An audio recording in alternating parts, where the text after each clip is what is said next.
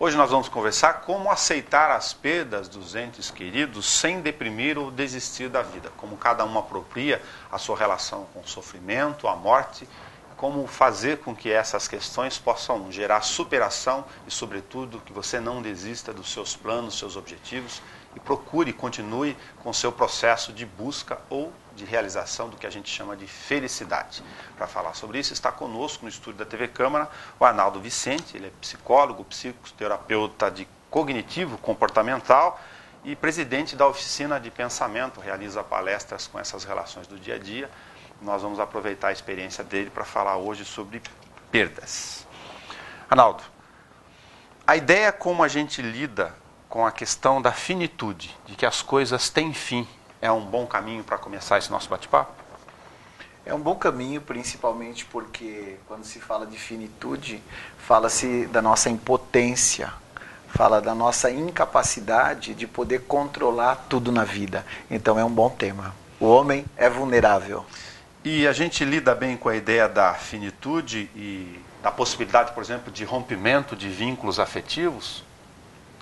Existem algumas situações que são situações que já vêm ocorrendo no decorrer, às vezes, inclusive de anos ou meses, onde o ente querido está apresentando algumas dificuldades, onde todos que estão em volta compreendem e interpretam aquela situação como uma situação de sofrimento que faz com que essa perda tenha um caráter diferente daquela perda súbita, que de repente você está com a pessoa hoje e daqui a pouco você não está mais. Quer dizer que se você está num processo natural da tua compreensão de que a vida tem os seus ciclos e que a gente vai ficar doente ou não, a morte pode ser ou não natural no sentido emocional e também no sentido fisiológico. Muda muito a forma como a gente se relaciona com essa perda? Muda, principalmente porque no decorrer do seu relacionamento com esse ente querido, você acaba dando significados para essa relação. Então, alguns entes queridos têm uma função de amparo para você. Você perde o seu ente querido, você se sente desamparado. Tem alguns entes queridos que são direcionadores de caminhos. Você perde o seu ente querido, você pode se sentir perdido. Então, a forma como você compreende a importância que esta pessoa tem para a sua vida, para a busca da sua felicidade, é importante. Mas, principalmente, também, o conceito, o autoconceito que você tem a seu respeito. O quanto você percebe que pode caminhar sozinho com tudo, inclusive, que você recebeu e aprendeu com esta pessoa. Que peso tem o chamado repertório emocional e de vivência nessa relação de como a gente apreende essa situação de perda? Olha, em primeiro lugar, nós aprendemos algumas coisas sobre perdas observando a reação dos outros. Então, se a gente for falar de algumas décadas atrás, onde o luto acontecia dentro de casa, então era mais natural para a criança perceber que havia ali uma dor, que havia ali realmente um processo consciente de perda. E também ficava claro para a criança que depois os adultos, eles marchavam, continuavam caminhando, vivendo, E esse exemplo foi muito forte. O que nós estamos vivendo hoje? Um mito da invulnerabilidade, um mito do para sempre. Então, se falado muito vamos olhar só para os ganhos, vamos olhar só para as conquistas, e nem sempre se fala das perdas, não no sentido das perdas, mas no sentido das superações. Então, as pessoas que têm todo um envolvimento com familiares e que observaram que houveram superações, elas se sentem muito mais tranquilas, muito mais seguras e muito mais interessadas em continuar vivendo com esperança. Você está comentando um pouco do nosso conceito sobre a morte, como era, por exemplo, nas questões antigas, como a gente interpreta isso atualmente nas nossas condições? Sim, sim. Sim, porque isso acaba formando uma crença, Nós sabemos que nós temos a capacidade, que é chamada de tríade cognitiva, tudo que nós percebemos, nós formamos ideias em 3 direções: a nosso respeito, a respeito das outras pessoas e do mundo, e do nosso futuro. E quando a gente fala de perda, nós estamos falando do futuro. Então isso vai ter um significado e um impacto muito grande no nosso dia a dia. A forma como a gente apreende, as nossas crenças que podem gerar essas interpretações ou um comportamento disfuncional em relação ao fato? Exatamente, considerando que disfuncional é quando a pessoa fica confusa, fica perdida, todas aquelas metas, todos aqueles objetivos e sonhos que ela tinha, parece que se perderam.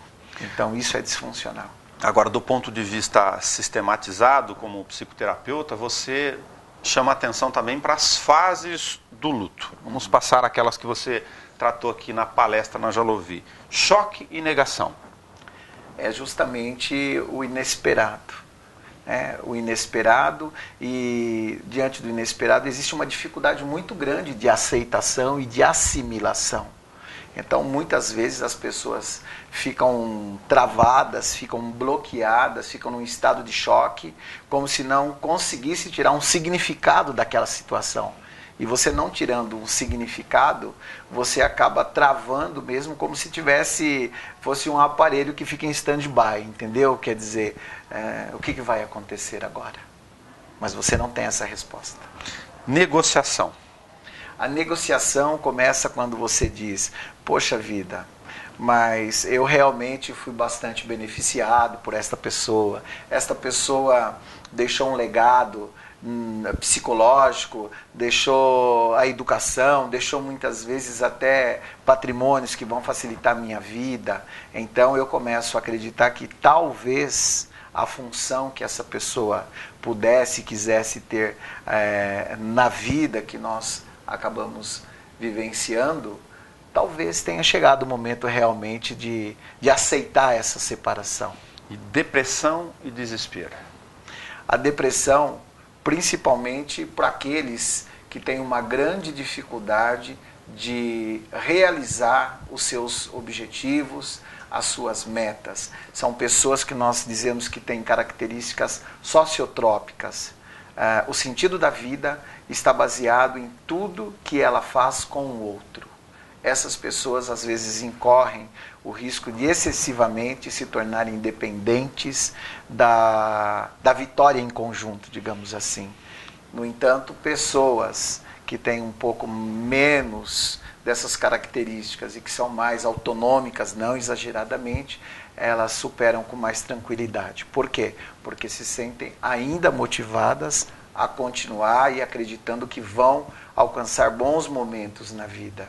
Depressão está diretamente ligado à desmotivação. Agora você faz... Desespero. Mais do que desmotivação. Okay. Desilusão. Aversão ao sofrimento, que é visto como algo contínuo e que nunca vai terminar enquanto a pessoa está viva. Esse é o perigo, porque a desesperança é o núcleo do suicídio. Então as pessoas não só ficam deprimidas, mas começam a dizer: seria melhor que eu tivesse ido, ou seria melhor que eu morresse também. Fazendo um parênteses, o caminho pode ser primeiro, ou é primeiro pela depressão e depois para essa fase de desespero, ou não há essa correlação? Pode acontecer direto para o desespero. Dificilmente a pessoa que fica só deprimida, necessariamente ela vá para o desespero. Mas o desespero, a desesperança, ela pode ser principalmente no adulto. Algo muito rígido, muito agudo, e levar a pessoa a desistir realmente da vida sem aquele ente querido. Agora, você também pondera que a intensidade do luto é variável. Você falava sobre a questão da morte natural, tal, e me parece aparentemente mais sofrido quando a gente trata de perdas súbitas, né? Acidentes, tragédias, aquelas questões, mas ela era tão jovem. Na verdade, a desestrutura é maior, né? Porque mexe com todos os pilares que nós temos, né? De repente você estava acreditando que amanhã faria alguma coisa com aquela pessoa, você está, um filho, por exemplo, você está trabalhando, você está se esforçando justamente para construir algo para poder ser partilhado com essas pessoas, e de repente você não as tem mais. Isso mexe bastante com as pessoas, né? Nós percebemos isto principalmente em pessoas mais velhas, que têm 4, 5 ou até mais filhos. Quando perdem os seus filhos, elas reagem de uma forma depressiva e muitas vezes desmotivadas para a vida. Se a reação depende do estilo de enfrentamento e dessas questões dos padrões de aprendizados e de internalização das nossas emoções e sentimentos, qual é o caminho aqui? Eu não vou nem querer fazer o erro do julgamento de que é pior um estado ou outro da morte natural súbita. Até porque não é escolhido, né? Sim. Nenhum, aliás. Nenhum. O caminho, em primeiro lugar, eu vou falar assim, principalmente pela experiência de consultório, quando nós recebemos pessoas que estão altamente deprimidas, inclusive com ideação suicida, em primeiro lugar, acolher, em primeiro lugar, não julgar, em primeiro lugar, ter uma empatia, dizer que compreende os sentimentos da pessoa, né? Você não está no lugar da pessoa, mas você compreende que a perda de um ser tão importante para a vida dela, realmente não tem como ela não se sentir tão afetada. Então você mostra que isso é algo que faz parte do ser humano e que isso, na verdade, faz uma comprovação do quanto ela é um ser humano sensível, quanto ela é um ser humano maravilhoso, quanto ela é um ser humano que deve ter amado essa pessoa que ela perdeu. Então, nós trazemos à tona essa grandeza, esse valor que a pessoa tem e que muitas vezes ela, focada no externo, ela não tem a consciência do quanto ela realmente é uma pessoa de grandeza e que pode e merece continuar desenvolvendo a sua vida. A impressão, você já falou da empatia, do acolhimento, já com uma ponte para trazer a valorização do outro. Sim, porque a gente sabe que nas questões de grande ansiedade generalizada, os transtornos ansiosos mais graves, a depressão grave, a desesperança, nós sabemos que cria um ambiente interno onde a realidade é unilateral. Acaba sendo maximizado os elementos negativos e minimizados ou até desconsiderados os elementos positivos, que inclusive é o valor da própria pessoa e o valor que ela tem e recebe de apoio e amparo das outras pessoas que também existem. Então nós sabemos o quanto é difícil para ela se conectar a si e aos outros que ficaram ao redor dela. Tem a questão aí, sempre falando como um generalista e um leigo, do respeito às fases do luto, a essas variáveis e variações também, que não são lineares, como a gente estava falando. O comportamento daqueles que estão do lado e querem colaborar com esse sofrimento aí, ou com a superação dele. O amparo é o elemento que é capaz de fazer o papel que o indivíduo precisa fazer por ele mesmo. Na impossibilidade da pessoa se autoajudar, é justamente o amparo da família, o amparo dos amigos, que vai resgatar o reequilíbrio e a esperança para a continuidade da vida. E isso é muito importante. No caso já seguinte, você falou da empatia, já pensando naquele que está vivendo o sofrimento e suas fases. A empatia e o acolhimento, qual que seria a etapa seguinte para tentar trazê-lo para o lado de cá, usando uma linguagem linear? A aliança. A aliança. Dentro do consultório nós chamamos de aliança terapêutica. Fora do consultório nós chamamos de amizade, de parceria, de fidelidade, de intimidade, de afinidade. Enfim, são movimentos autênticos onde a pessoa se sente realmente amparada. E isso é muito importante. Relações humanas, exploração da questão afetiva no sentido positivo, são remédios, entre aspas, aqui naturais para aquilo que a gente está falando? São porque, na verdade, quem foi embora, né, foi o ente querido. Mas os outros também continuam existindo, e entre aqueles que continuam existindo, certamente existem outros entes queridos. E esses outros entes queridos, quando se aproximam, também contribuem para o reequilíbrio da pessoa. Aí me veio uma situação no dia a dia, usando com bom humor, mas no sentido também positivo dessa relação, que sempre tem aquele parente que se considera o psicólogo da história. É aquele que é amável, que conversa muito, que aborda o julgador de todas as situações, pode até ser o conciliador, aquele que as pessoas mais procuram, conselheiro. Tem que tomar cuidado com esse papel também ou não? Olhando para todos aí no sentido de família. Há que tomar cuidado, principalmente porque existem alguns clichês já montados, né?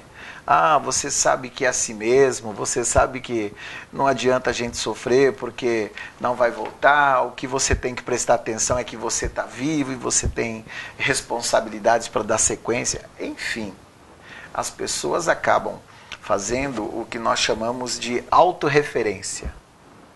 Aquilo que talvez eu gostaria de estar ouvindo e poderia fazer efeito se fosse eu quem estivesse naquela situação, eu acredito que pode estar sendo benéfico para aquela pessoa com quem eu estou aconselhando. Só que isso é um equívoco, né? O melhor a fazer é procurar mostrar que está acolhendo a esta pessoa neste momento e que está ali para que, se ela precisar de alguma coisa, que ela conte com você. E principalmente, sente-se perto e apenas ouça, se ela estiver com vontade de falar. Senão, só a sua presença já é uma grande comprovação de que ela continua viva e de que ela não está sozinha. Pegar as interações que você sempre coloca nas suas palestras, nesse caso, se você ouviu, veio aqui uma situação na cabeça, alguém levantando o dedo, mas Arnaldo, eu preciso depois de 6 meses, que dizem que o luto se acaba em 6 meses, a gente estava falando das variáveis aqui, das variações, mas no ponto específico de, eu vou convidá-la para passear, vou levá-la para uma viagem, tentar sugerir situações, o comportamento ainda de quem está fora. Sim, é sempre bem-vindo os convites.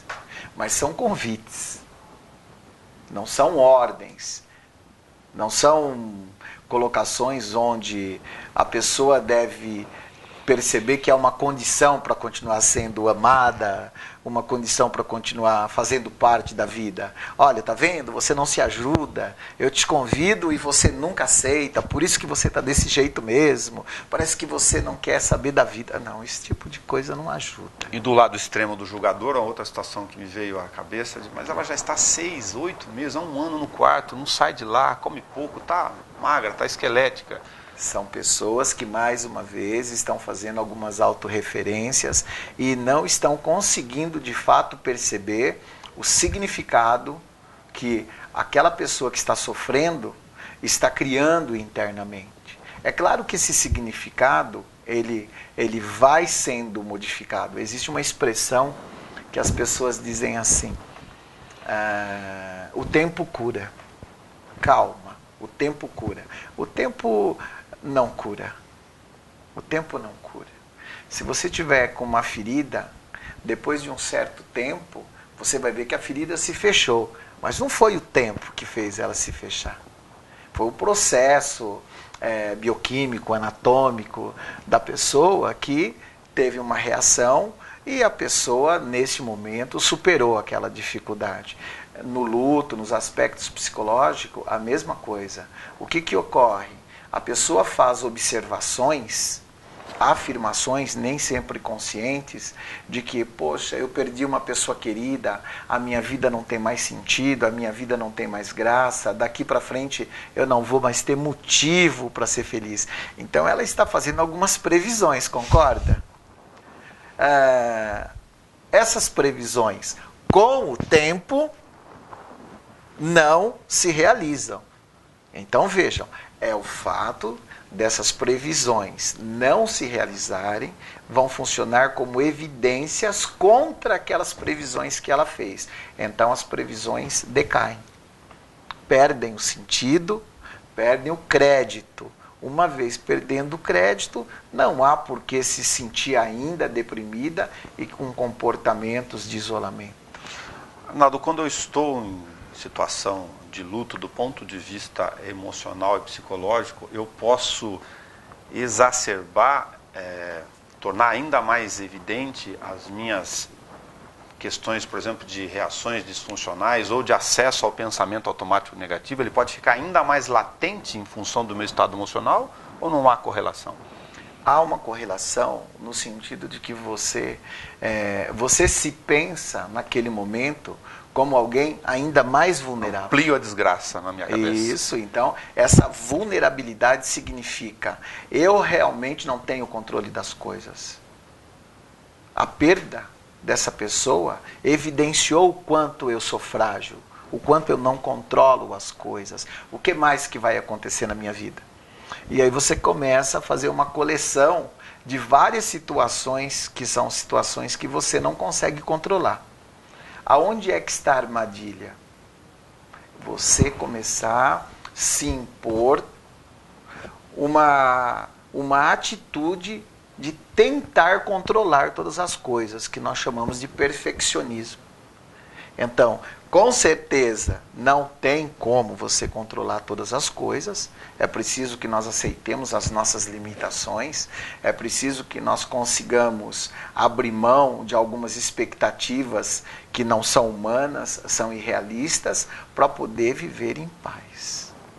Então, quando você começa a ter essa aceitação, você percebe, sim, eu sou vulnerável, mas algum recurso eu tenho. Coisas ruins acontecem, mas coisas boas também. Para tentar fechar o nosso raciocínio, eu tenho a questão da empatia, do acolhimento, dessa aliança para tentar e dessa caminhada junto. Seguir essa trilha. É isso. Arnaldo, obrigado. Se tiver alguma outra questão de observação, você fique à vontade, para a gente tentar, sobretudo, estimular as pessoas a serem felizes. Eu sempre repito isso. A gente sempre diz que a construção da autoestima é um diferencial, principalmente para os momentos de crises da vida.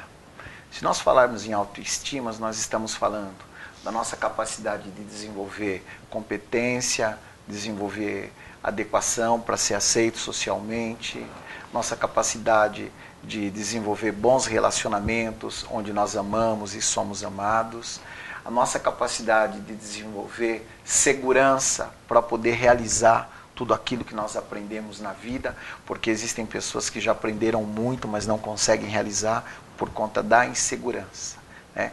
Então vem um quinto ponto que é o importante, que é o aspecto metacognitivo, a sua capacidade de perceber o seu próprio pensamento, o seu próprio modo de perceber o mundo, de se perceber, de perceber o futuro. Essa consciência deve ser atualizada diariamente. As pessoas muitas vezes reagem dizendo, naquela situação, eu me senti como alguém que tinha 5 anos de idade. Ah, mas quantos anos você tem? Você tem 30, você tem 40. Então está faltando o quê? Uma atualização do seu processo, de quem é você hoje, do que você se tornou. Porque você monta uma ideia sobre você e você vai reagir nestas situações de acordo com essa ideia. E não há, infelizmente, não há o hábito na nossa sociedade, individualmente, de se atualizar do quanto o homem cresceu, do quanto a pessoa cresceu, do quanto ela conseguiu superar algumas questões e conquistar outros sonhos e outros objetivos. Então, essa atualização metacognitiva, ela vai fazer com que você vai enfrentar os problemas de hoje em toda a sua plenitude de desenvolvimento. ao invés de se achar uma criança diante da dificuldade. Muito obrigado. Para finalizar, uma frase para você respirar um pouco em casa. O silêncio ensina a escutar. É de uma canção.